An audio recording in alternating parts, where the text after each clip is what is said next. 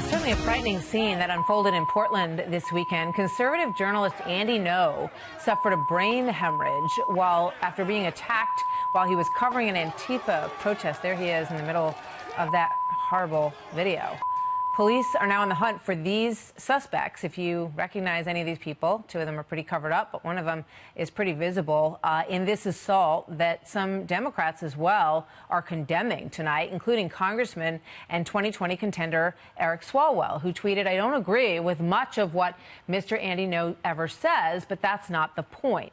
He should not be harmed for his views, and his attackers should be prosecuted.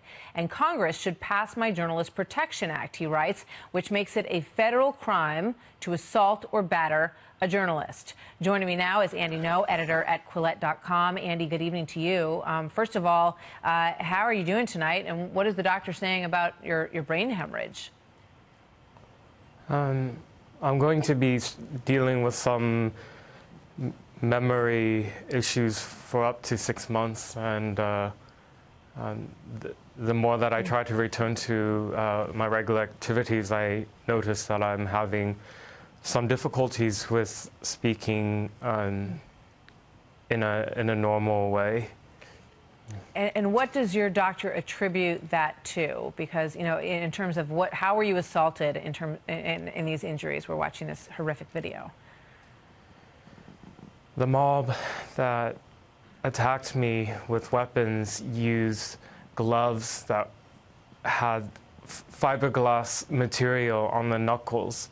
So these weren't just bare-handed fists going to my head and my face. They were harder.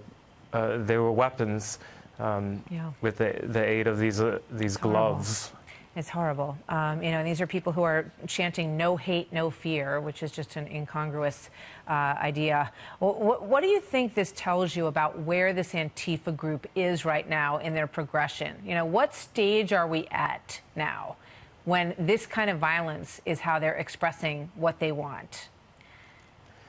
The Portland police say they don't intervene all the times that I plead for help when I'm getting menaced and assaulted within eyesight of the police, and they say they don't do it because they don't want to incite the crowd. My response is that what's inciting the crowd and empowering them and emboldening them to do more and more is the inaction of the police, because they know that they can attack people with impunity, literally within footsteps of the police precinct in downtown, and not face consequences. I heard you say you just kept wondering, where are the police? Because you knew that those, you know, the municipalities were right around you. It's awful what happened to you. Just quickly before I let you go, Andy, and we hope that you continue to improve. Are you going to sue the city? Are you going to sue the police there for not protecting you? I'm taking this an hour at a time right now. My strongest desire is to see justice happen. I want to see those who attacked me and aided those who attacked me to be held responsible. Andy Ngo, thank you very much for being here.